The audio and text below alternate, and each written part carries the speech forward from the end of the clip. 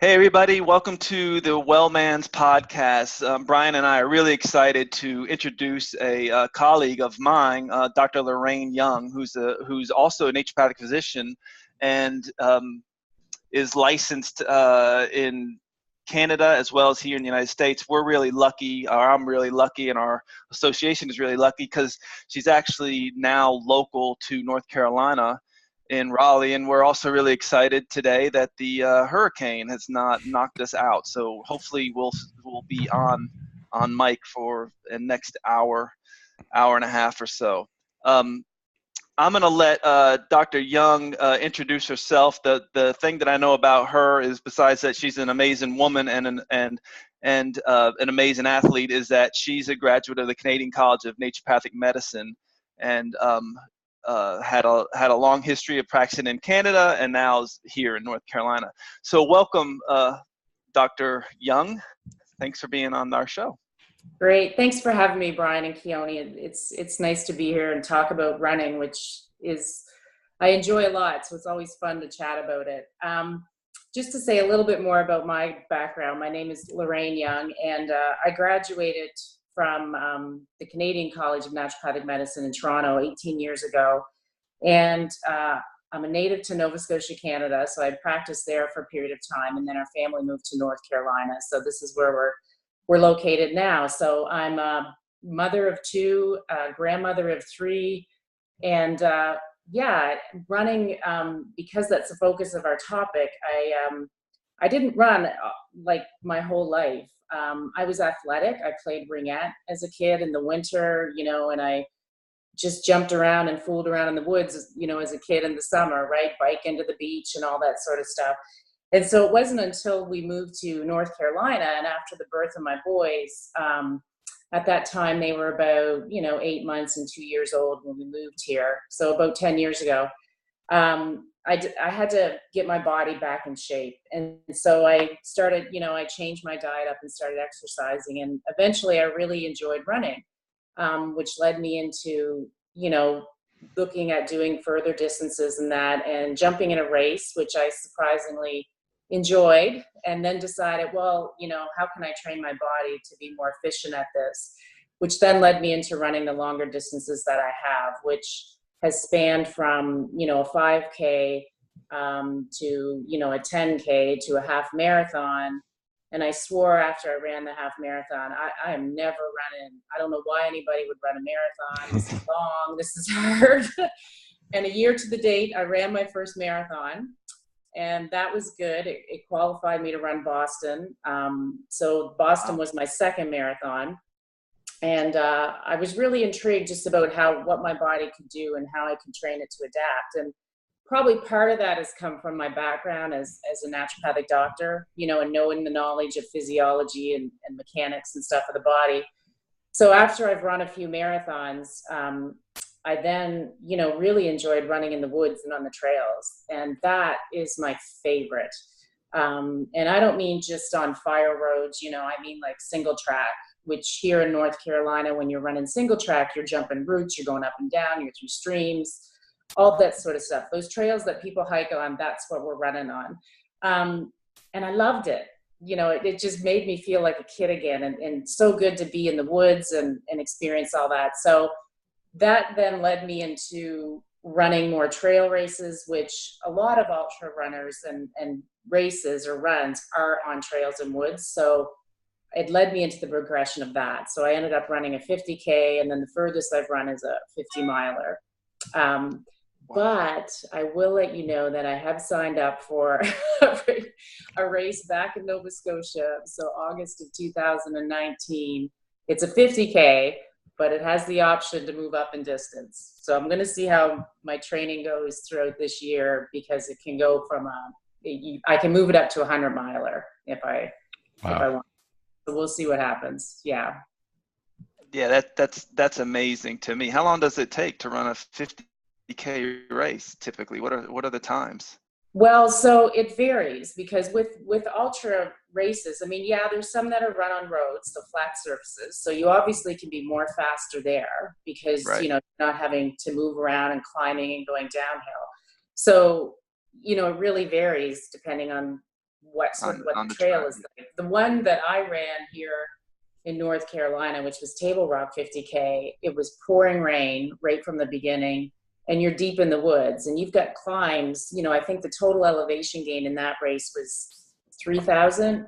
So, you know, when you start going into some of those longer distance, you might be climbing, you know, 12,000 feet and that sort of thing through those distance. So your time really varies. You know, you're not, the thing about ultra running is that it's not the same as busting out a 5K.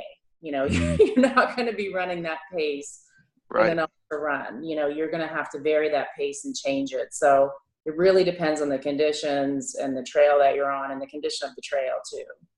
Yeah. So for you as an avid runner and as a naturopath, what are you looking for to let you know that you're ready or you want to do the 100-miler versus the 50K? Is it just commitment or more than that? I think, you know, I'm a type, I think it's for me, which it'll be different for any person out there. The reason they want to do it is, again, you know, I ran the 50-miler, and that was, it wasn't an easy run, you know, I mean, I would imagine. Struggles in it. And I think that both physically and mentally, right? You get there and you get in it, and then you're like, oh, this is not fun anymore. And then you kind of, you go in those ebb and flows, right? Mm-hmm. Well, the interesting thing was I read an article by Jason Koop a few weeks ago, and he's an ultra running coach out in towards the West Coast or Midwest. And what's interesting, and it kind of rang with me before I signed up for this other race, is that, you know, it was one, my age and experience, because interestingly enough, for women, the older we are, the more efficient it seems, or better we become in ultra running. It appears. So that was intriguing, but I can't do anything about that regardless, because I can't turn the clock backwards. But I think the other thing with this race is to make it memorable. And so where this race is, it's the first race of this kind in Nova Scotia and on the East Coast. And that's my home, right? So that would mean a lot to me to go there and run and see if I can do it. Can I do it? I have no idea. But I know one thing is, you know, I can't let fear of it stop me.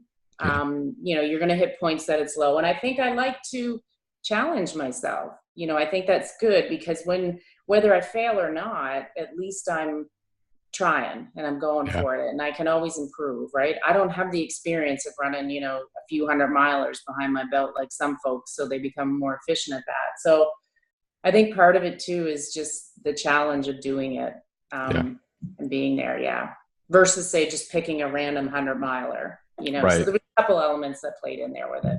Yeah, it's in your heart, the Nova Scotia. Yes. You know, I'm curious, how do you prepare for that then? Like, I mean, like somebody like me who's not a runner at all, how would I go about preparing for, well, anything like that, a 5K, a marathon? I mean, is it just getting out there and doing it? Yeah, absolutely. I think the biggest Yeah. thing that you'll find with anyone who wants to run is just to be consistent, right? Like, you know, anybody can go out and run a 5K. And I think it depends on what your goal is, right? Like, is your goal to just finish it and have that under your belt, which is great? Or is your goal to a time goal sort of scenario? Because then, you know, the training and stuff becomes a bit different. I think for any of it, you just have to get out and put one foot in front of the other and do it. When you're looking for, you know, time goals and that, then you're looking at, you know, experience in running, and then using and setting in certain workouts and that sort of stuff, so that you're getting your legs, your mind ready for that race. Mm-hmm. You know, it's funny that you say anybody can do it, because I'm reading more and more articles on it that humans are mammals that are kind of genetically built to run long distance, and when you look at the physiology of our bodies, you know, we tend to have a somewhat unique cooling system in our bodies, where we sweat, you know, through our skin, that can cool us, that can keep us running longer, whereas many animals, they don't have that system, you know, they don't, so they'll overheat quickly.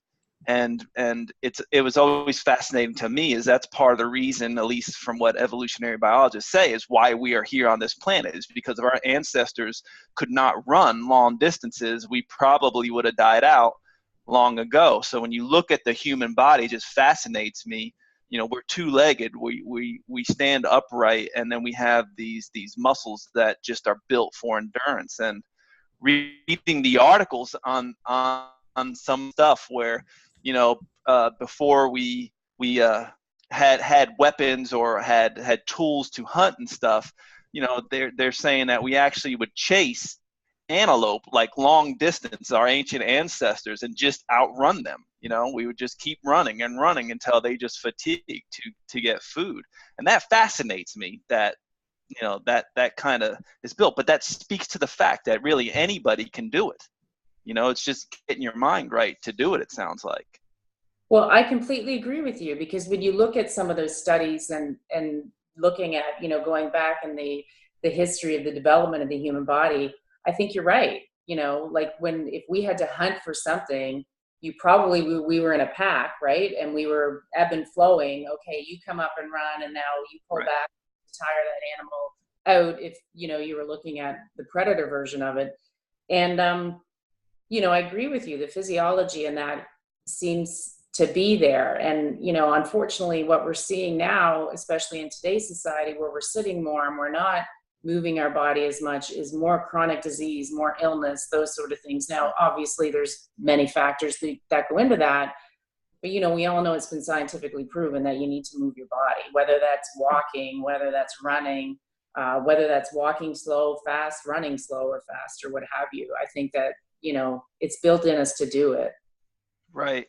And you speak to something there also, is that, I talk about this with my clients, this whole thing, age-related fat gain or weight gain. As we get older, we tend to put on weight. But what I see for people who are avid runners, they don't tend to put on the age-related fat gain. And I think it really speaks to what you just said. It's like, as we get older, we also tend to be more sedentary. And I think it speaks more to that than, we're just going to be prone to put on fat as we get older. So I think you're right. I think it's just, we have to move, and we're built to move. Yeah. Yeah. I mean, obviously, yeah, as we know, your metabolism slows down as we get older, but, I don't think that should be something to prevent someone from, to stop them from moving in that. I think that, you're seeing, gosh, there's was it a 100-year-old guy? I didn't pull up that statistic. He just broke the world record for running the fastest mile, right? Or the fastest, 200 meters or whatever. So it's there, we can do it. Right. So, yeah. Yeah. It's interesting to me that, this whole running, the distance running thing, really, just to give some background, correct me if I'm wrong on this, Lorraine, is I think the aerobics phenomenon all hit around when Dr. Kenneth Cooper put out his book Aerobics in 1968. And before that, people just ran just to run. There were no times or anything like that. Again, you had the Olympic times and all that, but he really kind of brought the sport it seems like he really brought the sport to the forefront there. And then I think there's a couple myths. I consider them myths now, although I brought them up in my past, is that running, one myth is running is dangerous. So, for example, that you can have a cardiovascular event from running, right? So you hear about people running a marathon, getting out there, and then during the marathon they drop dead of a heart attack, and I've read about stuff like that. But I think the more people that are running, the more likely you're going to see events like that, where they're not really statistically high, where running is a bad thing for you to do. It just may have been the time and place, or maybe they didn't train enough, or maybe they got overheated or whatever, or maybe they just went out there and did the run because all their friends were doing the run. Any thoughts on that? Yeah, I mean, I think that, everybody's an N equals 1, so it's different. I think when you're seeing, when we consider, obviously, your genetics can play a role in that sort of thing. If someone has cardiovascular issues going into it, yeah, they're going to be more prone to issues in that. So, you know, having the relevant blood work or testing done that you need to before you would just go out and try to run a really hard run or race, whether Right. you're doing that fast, which is going to put a strain on the cardio system, or whether heat kicks in.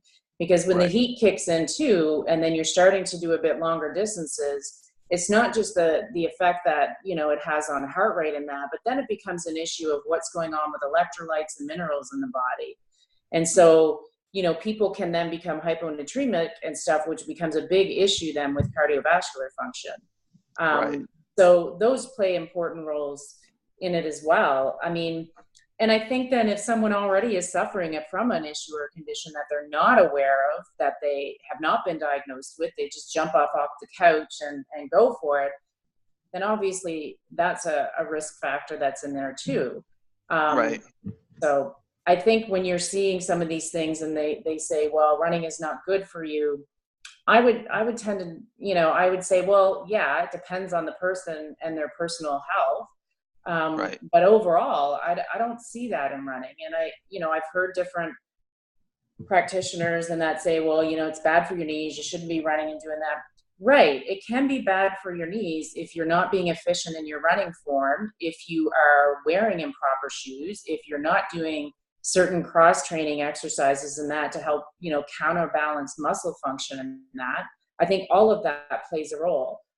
You know, I've run long distances in that now, and I've been doing it for 10 plus years. I've never had a knee problem.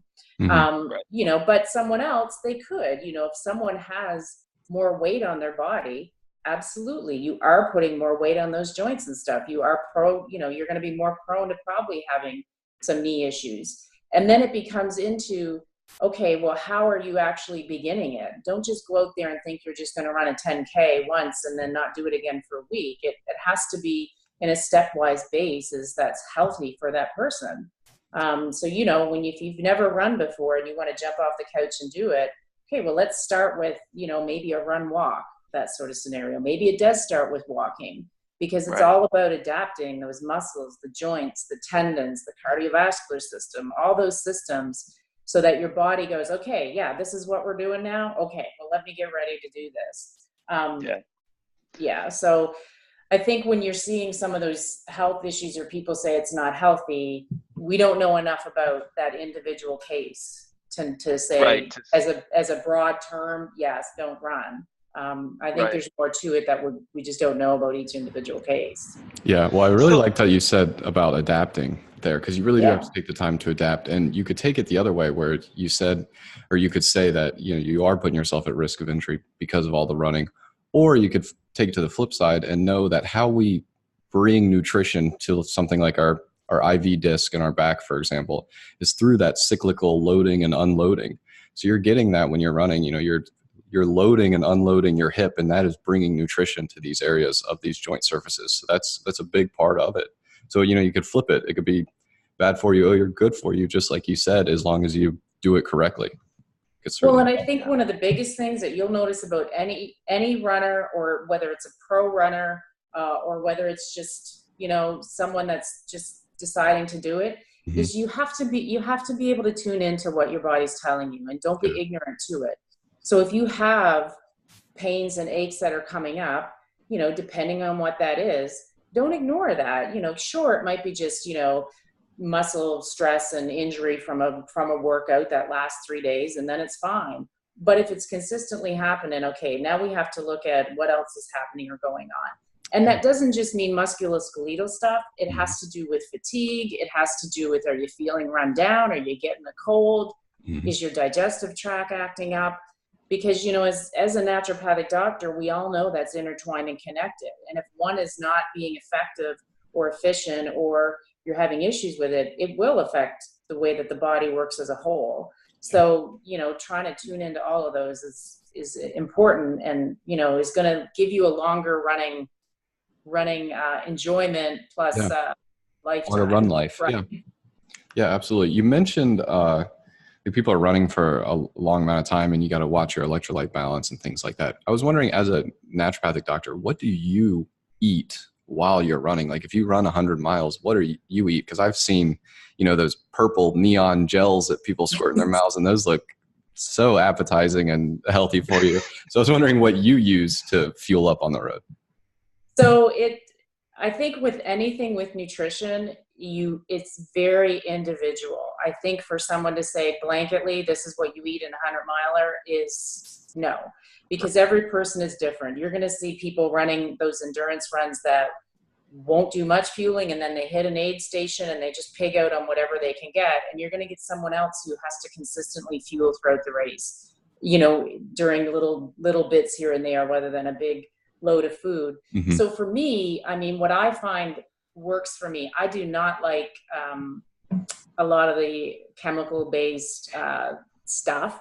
One, it doesn't taste well, and I would rather not do it for personal reasons. Mm-hmm. So what I tend to do is I will make my own gels, or there's some companies out there that are really sort of what I would say natural based, keeping it a more natural form of their gels and their products. I tend to use those ones more.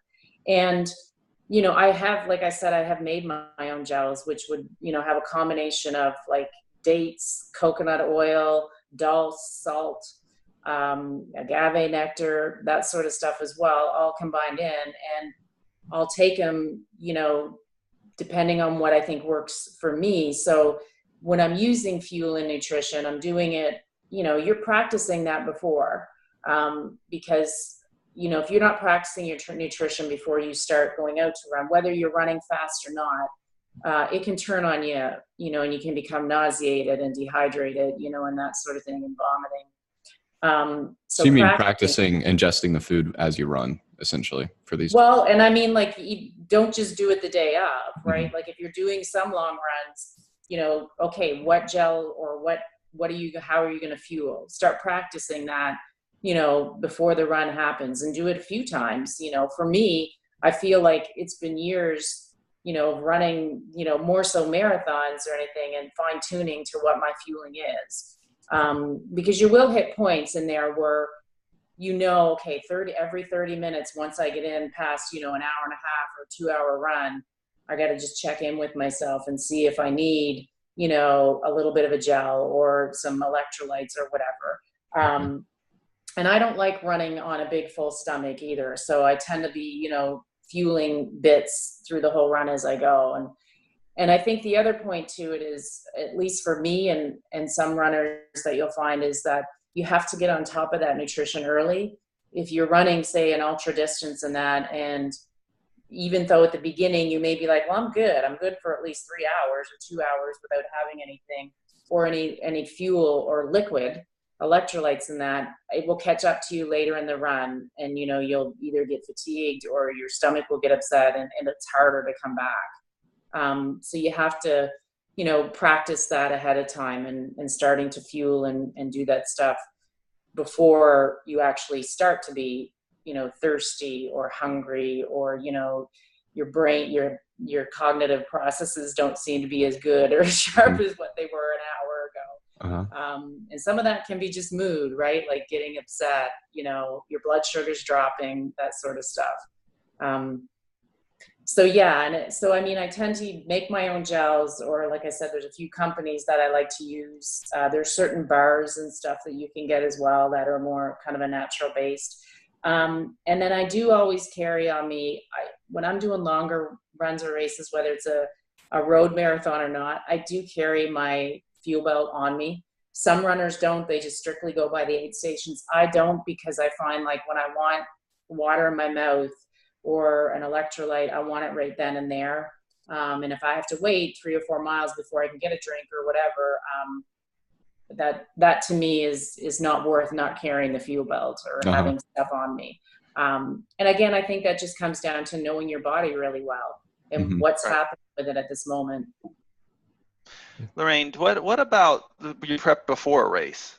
What do you eat? I mean, I'm curious because I'm just thinking about like the whole paradigm out there is I get the sense, kind of being ignorant to it, but you just eat a big bowl of pasta and bread and fuel up as, get those glycogen stores up the day or two before, and then go out for the run. But then I'm hearing on the other side of it that some runners are actually exploring like high fat meals and then high fat snacks during the run. You have any thoughts on that? Yeah, I mean, there's definitely, I think that pre-run, I've done, what works for me is that if I'm doing a longer run or race, I will probably eat more carbohydrates a few days before and the day before.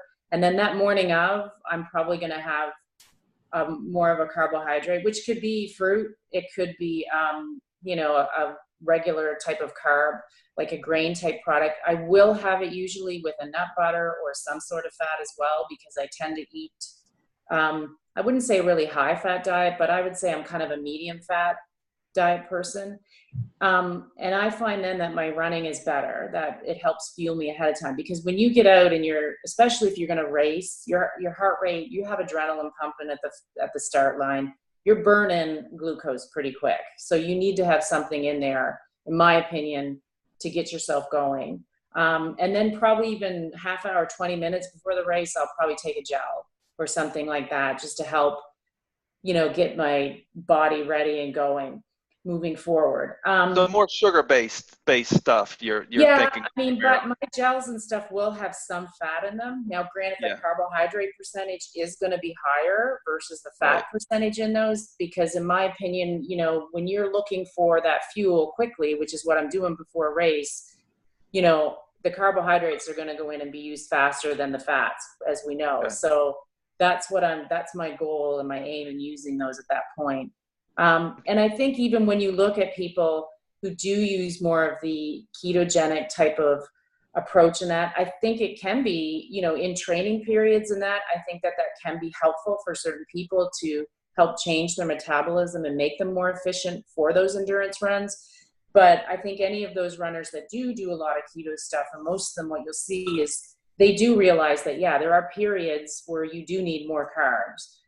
Whether that's during a training cycle and even during a race, that, they'll be using some carbohydrate source in there. Right. So we're talking a lot about carbohydrate, but would you agree that your main ergogenic aid for running is water, right? I mean, it's like staying hydrated so that you can maintain. Yeah. I probably would even say, I usually have 2 bottles on me. One is water and one's electrolytes. And what I have found, if you get dehydrated, the worst effect you're going to have is you're going to slow down and not feel good, right? Like you're going to slow down, start to get tired. If your electrolytes get out of whack, you could really be up the creek without a paddle, sort of thing. So I think that, having those electrolytes and making sure those are balanced well during a run. And I say that especially, it's made me more aware here in North Carolina, where it's so humid and hot, that you have to be on top of that, and that you're sweating so much. And especially in an endurance run where you're going for such a long period of time and putting that stress on those systems and the kidneys and the liver and all that sort of stuff. So water is important. But I also think just mindlessly gulping water down can come back to bite you as well, right? You start to get that soupy stomach and it can make you nauseated. So, that can play into it with those liquids. And so sometimes I will say to people, you may not even be thirsty, but your mouth is just dry. Sometimes I'm just putting water in my mouth and holding it in there for a period of time and then spitting it out, because I know I'm not really that thirsty. It's just my palate is getting dry from adrenaline or whatever. So I think water is important, but I think, when you are going those longer distances and that, you do need to have other sources of fuel and stuff, and that's why, whether people use the aid station food or whether you use your own personal fueling that you carry on you, you have to hone that in. And I think every race then it becomes different, right? You see some of these great runners who have a wonderful race, they're having a great day and it's game on. And then, their next race they prep for, things just aren't going as well, right? The stomach is acting up and that sort of thing. So it can be, that's why I always tell people you have to play with your nutrition and see what works well for you, and practicing it. Yeah. Speaking of the dry mouth, do you have a breathing pattern that you try and follow? Do you try and breathe through your nose, through your mouth, so on and so forth? Yeah. So So I do practice doing nasal breathing, and sometimes I'm using that for a variety of reasons. I'm using it to see if that does help to make my body more efficient, in its consumption of oxygen. But I think also what that allows me to do is see where my heart rate is. Because I think, when you're looking at heart rate function, and particularly when you're going on a run and you're not supposed to be running out above a certain heart rate, or, you're supposed to slow yourself down a bit more. This is an easy recovery run. Nasal breathing can pull me back a little bit and go, okay, if I can't do any nasal breathing with this, I am running harder than I should be. And so it can help some people and to train them to know, what, you're running too hard today, right? You need to pull the pace back a little bit. Yeah, sounds like a good gauge. Yeah. I will say what's really interesting for me is when I was my most fittest in training up to marathons and doing the ultra running, I was also swimming. Swimming was my other sport, and I wasn't doing it for speed. I was doing it basically just a regular, front crawl kind of pace, but I would only breathe every 3 breaths. And it wasn't until later I was thinking back and going, that is helpful for me to help again. It's really controlled breathing when I'm swimming. And I think swimming has done a lot of other things for me as well. But again, too, I think that using those breathing techniques can be helpful in helping someone control their breath, not just to be more efficient in running, but when you are out in a race or what have you, or you go into these endurance races and you start to feel really emotional, or, things start to hurt, and you need to sort of dig deep to go, okay, I got to get through this. Using breath control can play a huge role in that and helping bring you back, go, okay, whether it's anxiety that you start to feel or what have you, right. Just trying to draw back in and ground yourself again. Yeah. So would nasal breathing, do you use it to train? I mean, is that a good thing for people to try to do to breathe through their nose? I always hear, like, I've heard runners say, yeah, bring the mountain to my track when I breathe through my nose. It helps me run better. With the whole thing being, you train at high altitude, you tend to be more efficient using oxygen and stuff like that. But is that something that you would recommend to people to try, the nasal breathing when you're training? Well, I would first tell them, be aware of what you're doing, right? That yeah. You really reduce your oxygen load and make yourself pass out, right? Right. Got to be mindful of that.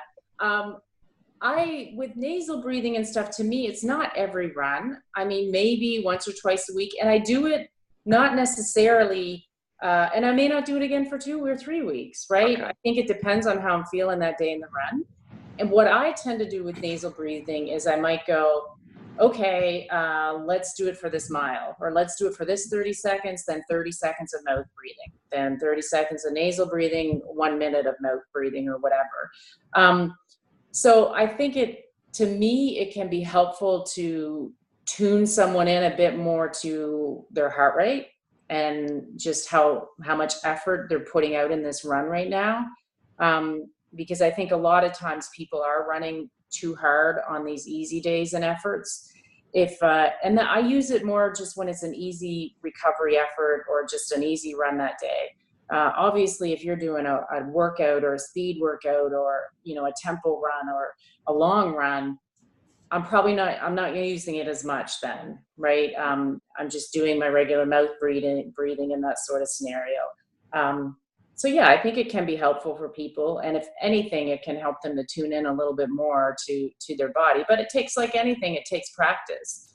Right. Wouldn't go out there and say, yeah, you should be able to just breathe through your nose this whole run. No, I mean, there's even runs now that I try that I'm like, this is not going well today. I'm not going to do it. I'm mouth breathing today. You just have to play around with it and practice it as well, right, too, and see what works for you. So it sounds like it's you can use it for training, but it sounds like for you, it's also part of a way to, I guess, keep your mind focused on your body, but also, like, I'm always fascinated with these long distance runners. What the heck is going through your mind? Because in my opinion, it's just like, all right, I'm going to run these, this marathon or 5K or whatever it is. And it's just like, to me, what's going to be going on in my mind, this is miserable, and it's like, so how does the mind what do you do in your mind when you're on those long runs? Are you enjoying the scenery, or are you just like, are you saying, well, now I'll mouth breathe? Are you counting the trees? Are you counting breaths? What do you do to cope with the run? Or do you just hit this runner's high and you're just like, man, this is fantastic, and you know, you're kind of like going to keep going forever? What goes through your mind? So no, you do not get a runner's high for those long All distances. right. You might get All right. spurts of that runner's high, but I think it would be hard pressed to say if someone's running even maybe 13 miles, that's all on a runner high. So I think there's a variety of things you can do. I mean, there's little tricks and pearls that I've learned that works for me. So when you get going on those runs and they become long, yeah, I mean, I think the one great thing about trail running and ultra running is you're in the woods, right? So Right. you do get exposed to certain scenery and stuff that you wouldn't if you were never on those trails. And it's Right. absolutely spectacular. You're listening to the wildlife, you're listening to nature and that sort of stuff around you. So that can entertain the mind for a while, in and out. And then I think you are looking at little techniques and stuff. Like, I mean, when I do longer runs, I will put in a marker on my arm, maybe even little things, whether it's someone's name or a theme of something or whatever, so that I can look and help to take my mind off that. Oh my gosh, do you remember that? That was such a funny thing. So Yeah. you can use different techniques to help your mind cope with it. The other thing too is when runs get hard, sometimes I'm like, okay, just get to the next mile marker. Okay, just get to the top of that hill. Just get to that tree. So I find what's most useful is breaking it up in small increments. So don't look at it as, oh my gosh, I've got to run 20 miles today, or I'm running 50 miles today. You have to be able, I think, to break it up into smaller increments, or else you can easily become overwhelmed. And know that, I think the other thing is you have to be open that you are going to have periods when you're going to feel crappy and, your mood's going to go down, and to not expect to expect that, and to know that that's okay, right? Like, just be able to cope with that when it comes. Sometimes it is that you've got to slow down, and maybe you need to walk. Maybe you need to fuel, right? All of those sorts of things can help with that. And then, I think if you go into it not expecting like, this is going to be great, yeah, I'm going to get sore, blah, blah, blah.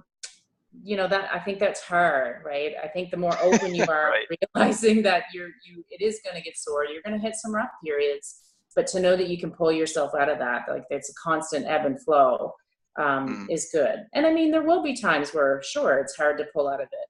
I think bringing on, like I said, using the smaller increments. I do mile markers on my arm, so I know when I'm climbing, I know when I'm going flat, running on a flatter surface, and that, which can be helpful. And that's more for races. If I'm doing long training runs around here, I don't. But if I know a training route and it's going to be long, I might go, you know what, today, I think I need to go see some water. Even though I plan this route, I'm going to take this detour and go around this area instead. Right. The little things like that are helpful. Can you speak? I think you hit on it a little bit when we initially started talking, but it's fascinating to me, the gender differences in running. And then as the distances seem to get longer, it seems like women tend to overtake men, and this seems to be especially true with long distance swimming. But is the same true with ultra running and stuff like that? So I haven't looked at all the research, but I've heard different inklings of that with women, yeah, particularly, as we get older, that they are, as we get to be more masters runners and that they are, doing better in endurance running. Yeah. I'm not sure as to why that's happening. I mean, I could personally say as a woman, yeah, of course we would, but well, I wonder if it's like due to the mind control stuff with it, where it's just like, I've heard, women tend to be able to cope with pain better than men. I don't know how true that is. I also don't know if there's a physiological difference. Maybe it's the hip angle that allows you the swing. I don't know and I don't even know if it's true, but I've heard that's true. Yeah. I mean, I think that could all be possibilities as well. I think women, do have are able to tolerate pain perhaps differently than the male. So I think all of that can come into play. Yeah. So yeah, I think it's really interesting what we're seeing. When you look at some of the masters women that are running and doing endurance running, and they're doing wonderful. They're keeping right up with the younger women Right. in some of those races and going at race pace. So it's interesting, and I think it's absolutely wonderful. And I'm glad to So, see you've been doing it. yeah. So, yeah. Yeah. It's amazing to me. I mean, it blows me away. But when you say masters, what is masters? If you're in a masters race, what age group are we talking about? 40 plus. Oh, 40 plus. Yeah, Okay. 40 years old and over are masters runners. Yeah. Okay. And then so this fascinated me, especially this year. So we had two, was it this year or last year? Two American women won the Shalane Flanagan, I think, won the New Yeah. York, and then a woman named Desiree Linden won the Boston Marathon. And Yeah. I think it'd been a long time since really any Americans won these long races. It's usually the Kenyans and the Ethiopians. So what changed, if anything? Was it weather conditions? I mean, because honestly, when I read a book a while back called The Sports Gene, and they really talked on why are the Kenyans and Ethiopians like just dominating these long distance runs, and they went into the genetic differences. They tend to be they tend to have calves built a certain way. They tend to be a little bit shorter. I don't know what it is, but then these two women come along and then they turn that whole theory upside down, at least to me, it seems. Yeah. Well, Shalane won the New York Marathon, and then Desi won the Boston Marathon this year. And I think that, yeah, there's definitely probably genetic differences that are happening there. I think that, there's probably training differences as well too, whether that's at altitude or, the terrain that they're training in, et cetera. All I think that comes into play. I think with regards to, both of those women have been, absolutely ambassadors of distance running, and have been training and racing for years. And so they're, Right. and I think still, as to any person, they're constantly looking at how can I be better and trying to improve their craft. And, I think that with Desi at Boston, I think part of it was she had trained really well. And I think that she had, when you go back and look in some of her interviews and that, she even took a period of like 5 months off and just enjoyed her life for a while. And I think that's really important, to step back and go, okay, this is what I need at this point to be ready to move forward with that. And I think that, the conditions were different too, in that, it was her day, right? Sometimes it comes down to that it's just everything is clicking that day and it's going well. So whether it's smarter training, whether we're, listening to our bodies better and realizing that, every person is an individual, and to just say, okay, this is how, this is a marathon training plan someone threw together for me. That's not necessarily going to work for everybody. You got to be able to tailor it and be able to move it so that it best suits you and what's going on with your body through each session that you're doing with regards to building and adapting. And so I think that, we're getting more efficient at it. We're getting better at it. Science is helping with that. But I think too, is that, in the end, you have to be able to listen to your body and see what works best. And for everyone, it can be different and totally individual. Yeah, it seemed like the weather was on her side. I mean, it seemed like a cold. Is that the one where it's cold and rainy that day, and she just and she won it, and she didn't win it with the fastest American time, right? Like, it wasn't her. Desi's fastest time. She's run marathons faster. But I think everything was clicking. Sure, the weather maybe played a role in that too, but I don't discredit that it was her day, and that, everything was going for her. And it was great to see. I was so happy and excited to see her win. Yeah, it was thrilling for me to see that. I was just blown away by that, because I was of the mindset, well, the Kenyans, the Ethiopians, they're just going to continue to dominate it forever, and that's just not true. I mean, there's so many other factors that come into that. The one thing I want to ask you before we end, so do you, besides running, do you do any type of anaerobic training or resistance training, and does it help you? Yes, I do. So I enjoy my running, but I completely feel that you need to do other forms of exercise that are different than running to make your body more efficient and to keep it balanced. So for me, I found swimming is good. And I mean, I don't swim every day. You know, I try to run, probably it could be 7 days a week or 5 days a week. And then I might be doing 1 to 3 days a week of swimming for 30 minutes. For the other thing that I do is I do try to include weight or body resistance training in there. Some of that is runner specific. So, you know, working at strengthening those glutes, hips, that sort of stuff. But I also think it's really important to also work the upper body as well too, because, you know, the body is a unit. And if you want to be more efficient at doing something, it's not just making your legs more efficient because I'm a runner. It's having to make the whole core, the upper body efficient as well. So I do Pilates as well to try and help strengthen up core and other areas of the body. I do some weight training, but then I also do kind of like a body resistance, you know, where I'm using a device that hangs from my door that I can use it to pull and move my body in ways to help use that resistance. And I will do some yoga and stuff as well. I don't do that as much as I do some of the others. And I change it. I have like 3 weight training workouts I do, and I alternate them between maybe using free weights and then body weight. And then, you know, I'll alternate that for 1 week. I might do this Monday might be using free weights, Wednesday might be doing body, and then Friday would be back to free weights. And then I'll flip it the next week with a different workout.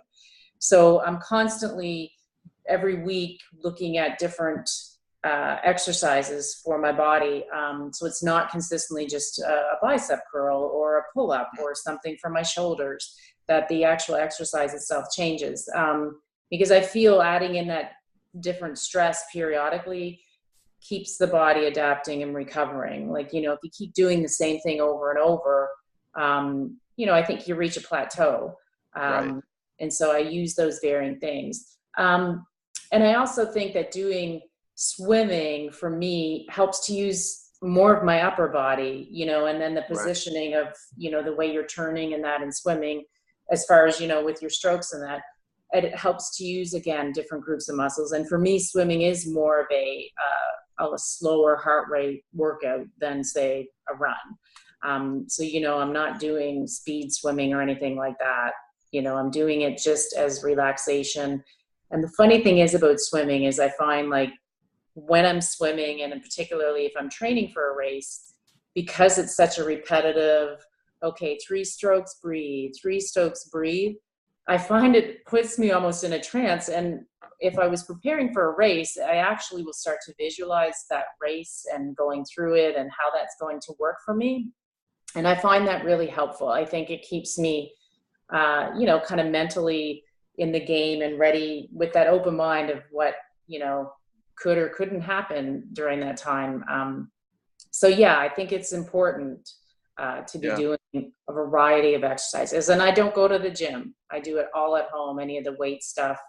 I use free online videos, that sort of thing. And I've kind of developed my own weight routine that, you know, I rotate through. So I wanted to ask you, as a student physical therapist, and you kind of mentioned it there, but what kind of recovery or prehab do you do? And I want to ask it in 2 ways. So first, I want to just talk about your day-to-day, week to week, how you rehab or prehab or recover. And then I wanted to ask about, after a huge race, what's the next day like? So first, how do you deal with it, you know, on a day-to-day basis of your rehab, your recovery, or anything like that? Is there anything particular that you like to do? Yeah, one thing is that if I'm going more into training mode, then I'm really going to focus in on my diet, right? And I'm going to try to make sure that is key, because in order to build those adaptations and make sure I'm being efficient, I think diet is going to play a huge role in that, which means, you know, making sure you're getting plenty of fresh vegetables, fruits, honing in on those good fats, you know, the good proteins, and making sure you're timing that properly after a workout. So, if I did a really hard workout, then I'm going to make sure I'm doing some good carbs and some good protein and fats within 45 minutes of that workout so that my recovery is more efficient. Some other things that I do if it was a post hard workout or run is I love constitutional hydrotherapy, which is basically using hot and cold applications, and particularly just on the abdomen, because you've been working when you're doing physical activity. A lot of times you're using those skeletal muscles. So your circulation is towards those muscles versus those internal organs, the liver, the digestive tract. So I like constitutional hydrotherapy to help, move that blood flow and support the recovery, right? Because you're going to use, it'll help reduce the inflammation and shorten the recovery time. Some other things that I think one of the biggest thing to hone into is your energy and your fatigue and the muscle stiffness. I have found that, as I've gotten a bit older, and again, for me, it's been a relatively short time running, 10 years, that, maybe before I would only need 1 or 2 days to recover, but sometimes depending on the workout now, I might need 3 days. That doesn't mean I may not run those days. It just means that after I've done that hard run, I might need 3 easy days of running, or maybe 1 easy day of running and 2 days of swimming in there instead, to help my body recover and adapt better. So those are some key things that, I tend to hone into when I'm looking at the recovery. And like I said, again, I feel like that is really individual. If it was some days I do a workout and I'm like, wow, I'm just not recovering as well as that. So what's going on with my sleep? What's going on with my stress? What other things are happening? Is my throat getting tickly? Gosh, you know what? Okay, I need to rest, relax, and build up my body a bit more. I'm getting pretty tired. Which is something when you're training, you really have to be mindful of, because you are stressing your body more so than you would, the average day or what have you. And what was the second part of your question? After like a long run. So if you do the 50 miler, the day after or immediately after the race, is there anything in particular that you're doing to recover? Maybe, stretching, foam rolling, whatever it may be. I will say I do not stretch. Okay. Not very much at all. Which I know for some people that they feel differently about that, but for me, that's what worked. I feel what I do is I have to keep my body moving. If it was after a long race and a run, sure, you're going to wake up the next day. You're going to wake up could be the next week being sore. But I feel like I have to keep my body moving in order to flush those muscles out, and to prevent those joints and muscles from stiffening up and then not recovering as well as I want them. So that can be walking the next day. It might be, maybe it's only a 20-minute walk. Maybe it's a 10-minute walk 3 times that day. And then, depending on as the muscles start to feel better, that could be working into a run then, or what have you, or going for some swimming or something else that's not as weight bearing as a run. If I feel like, I'm a little bit more sore than I would like to be to help this recovery. Now, when it comes into those longer distances, I think that you have to be really careful as far as when you start running again and give your body a good time to adapt and recover.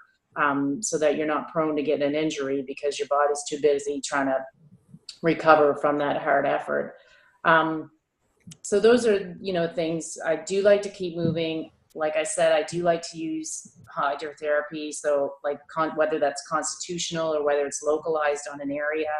I use homeopathic remedies a lot too, to try and aid with recovery. If I feel I've got more bone type of stuff that needs work on, then I'm going to use remedies for that. If it's just strictly muscle wear and tear, then there's certain remedies that I'll use for that as well. I do like to keep on top of minerals as well in the body. I think that's important. So, I look at that and consider that when I'm looking at the symptoms that I may be having as well, or any testing that I may do. And then, at times it could be using some herbs in that, right? If you feel like you're getting worn down or tired, for whether it's through a training spell or after a run, then certain herbs and that sort of scenario and supplements can be good to try and help, just support someone a bit more, to help them in that recovery. Absolutely. There's not any specific one thing that I would suggest or use. I think it really varies on the individual and where their state of health is at prior to, and then, you know, what kind of symptoms and stuff we're looking at afterwards when in that post run. Yeah. Can you explain to me constitutional hydrotherapy, exactly what that means? So constitutional hydrotherapy is basically used in the application of hot or cold water. Usually it's with wet towels, so cold towels or hot towels, and applying it to different areas of the body, whether that's constitutional, that's more on the trunk of the body, so, you know, the abdomen and the back, or whether, you know, it's using it, you know, you can use it more localized, whether that's, you know, on the ankles, on the hamstrings, or what have you. So what it does is help to move that blood flow, the lymphatic flow to and from that area. So it provides nutrients to it and helps to move then some of the lactic acid buildup, or, you know, the toxicity that comes with, you know, the tearing up of those muscles and that sort of stuff after. So with constitutional, you're just looking for more of a global effect as opposed to treating, you know, a strained thing in your calf. Yeah. Okay. Constitutional is really on the abdomen. So looking at more of support to those internal organs in that trunk area of your body. So it can help to, again, move lymphatics, to support detoxification, and then help support the immune system as well. So then do you tend to use a warm towel on the abdomen? Or you alternate. You would use warm okay. period of time, and then you would use a cold towel for a period of time as well. So you're really getting things moving and shaking. Yeah. Hey, Lorraine, do you have time for like maybe 10 more minutes? Sure. Sure. All right. So I'll try to be quick with the time because I know we're running over. But a couple questions. So, do you have any thoughts on as far as distance running being anti-aging or not? I bring that up because like it seems like the ultramarathon studies or the ultra distance runnings, it seems like at least one anti-aging mechanism. It seems like it seems to increase the telomere length in runners, which, you know, can be thought of as anti-aging, right? But then on the other hand, running, to me, maybe it's just my mental thought about it, just seems like it's so oxidative and free radical generating when you're running. And what are your thoughts on it? Is it just a training phenomenon, like your body just gets more efficient at fighting, you know, oxidation and free radicals damage, or not?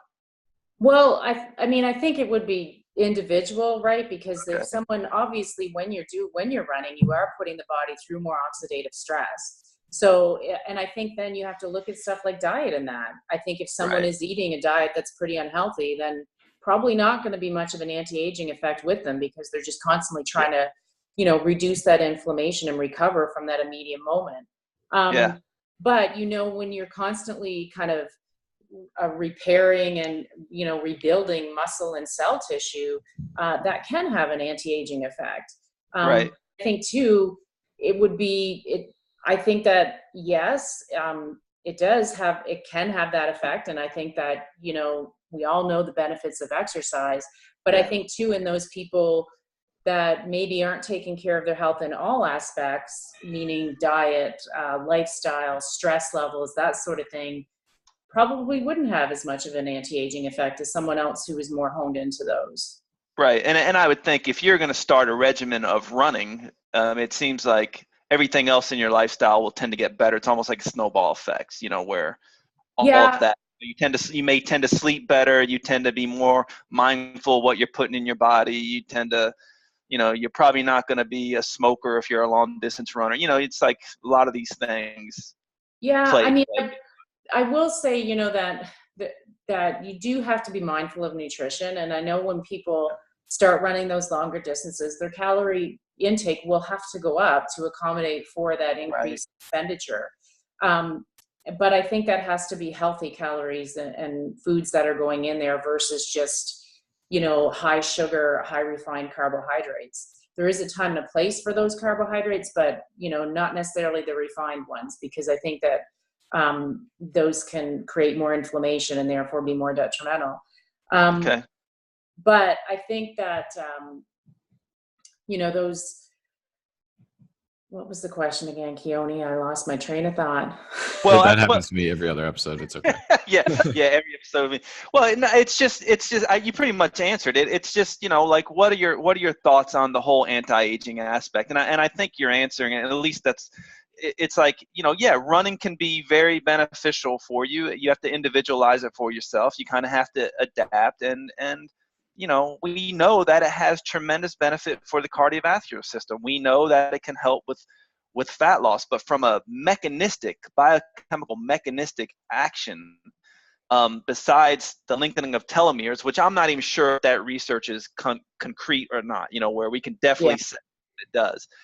But overall, what we can say clinically, when you see people who run, they tend to be healthier, which if you tend to be healthier, you can make an argument for that it is anti-aging in a sense.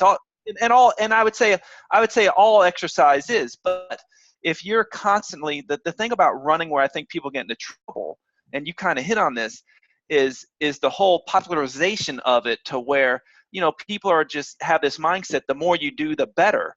And they're just going out, I always, when I'm driving down the road in the first sunny day, in spring, good weather, and then I see all these people running on the road that have gained like 20 pounds over the winter or over a decade, and they're like, I'm going to go run, and then they they do too much too fast and end up injuring themselves, then that's probably not helping you, or it's more stress than you need on your body. So it's like adapt, right?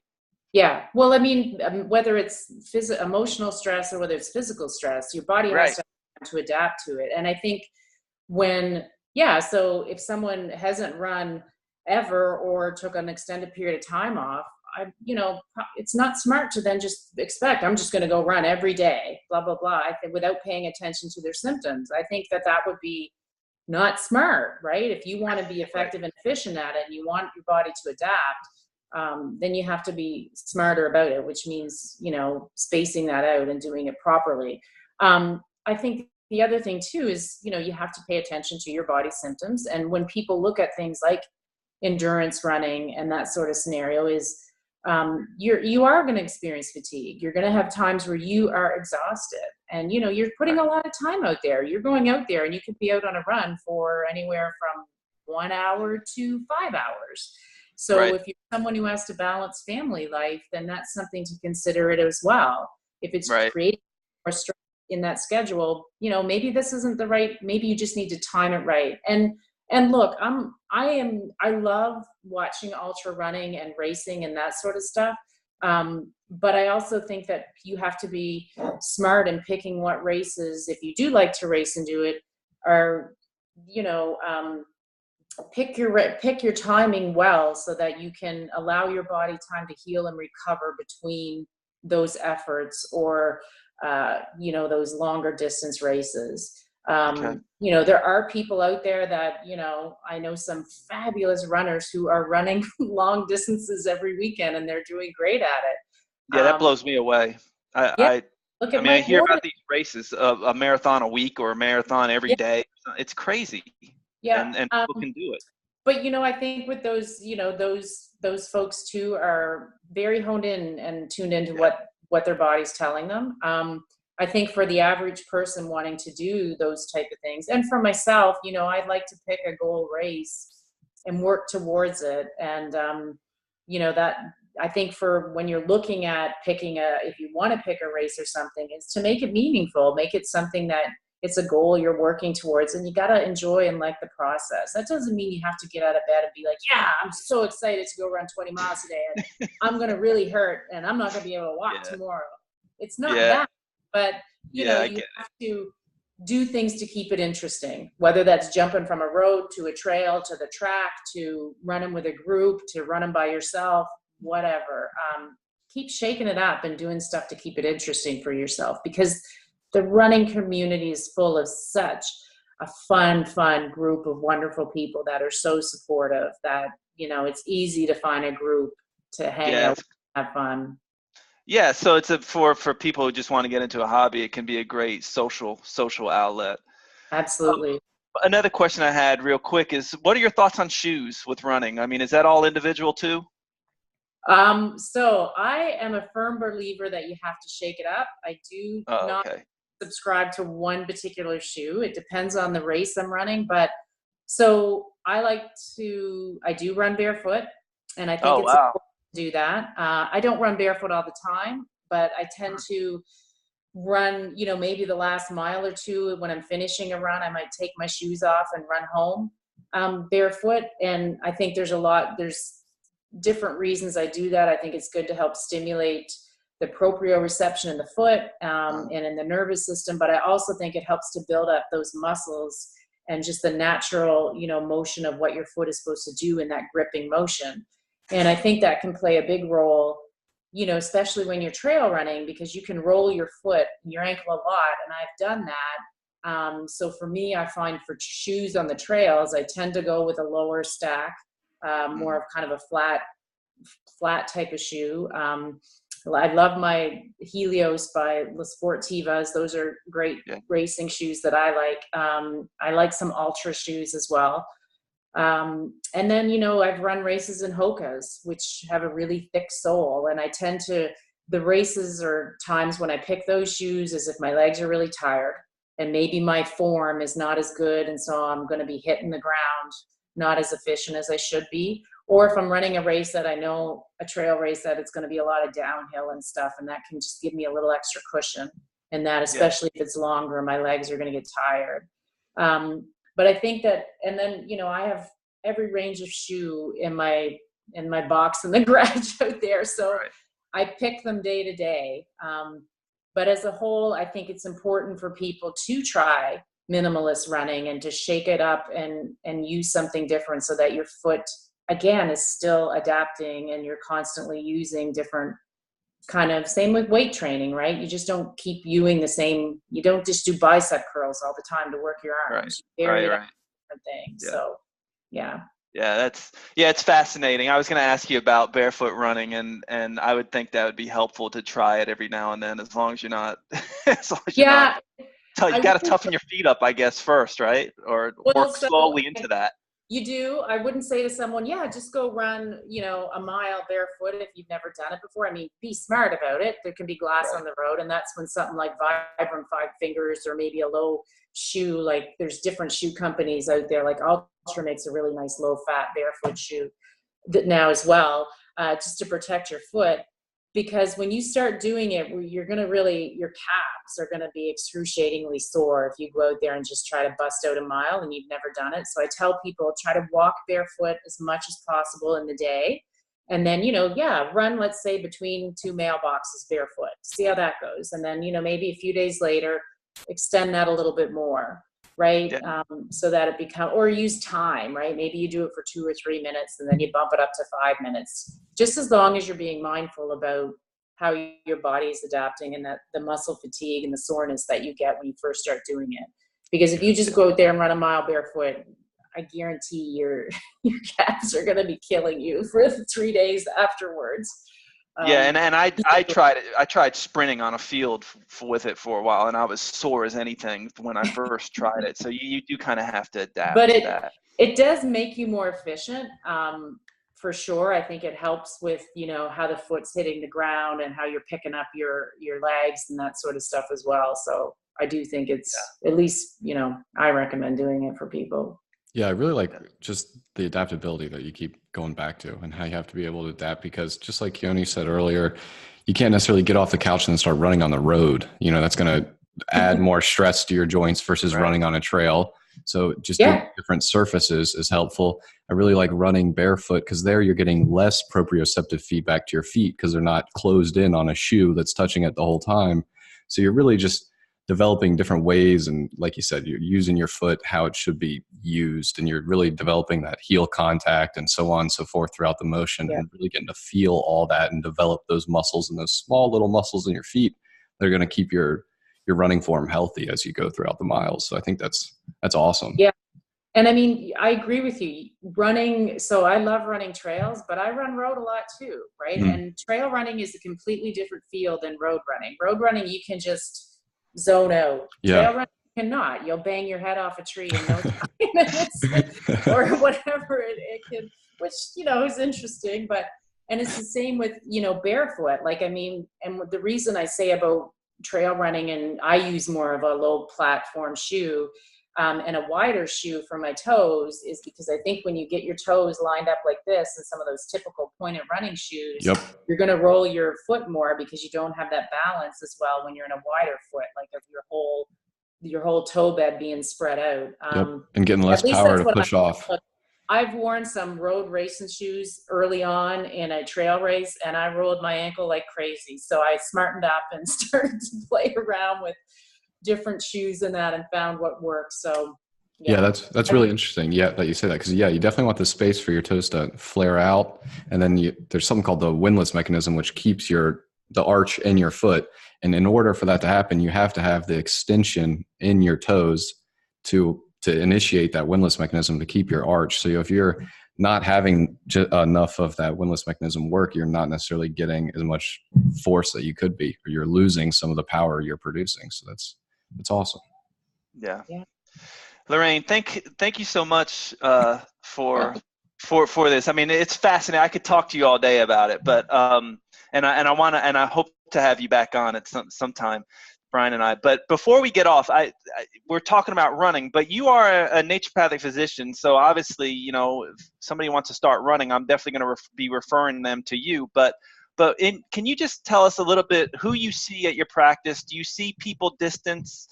Like, how do people get in touch with you? What's your website and all that, just real quick before we get off? Yeah. Well, thanks so much for having me on. It's been a pleasure as well. And I can talk to you guys longer too.